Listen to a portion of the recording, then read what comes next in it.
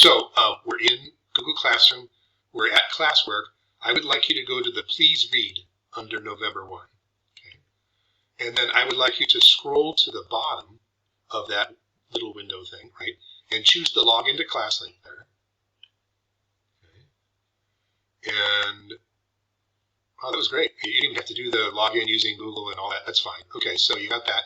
Let's go to the folder that says EDU rostered apps and that little orange guy. Yep. And open up that HMH orange guy. Okay. And then I would like you to press assignments up top. Okay. And then do you see where it says Student eBook Circulation in Earth's Atmosphere Exploration 1? Hit start. Okay. And continue. Okay.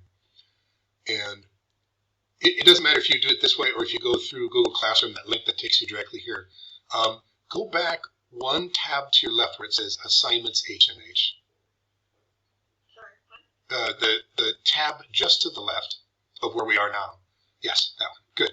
And hit I'm done. Even if you're not done, just hit I'm done. You can always go back. Okay.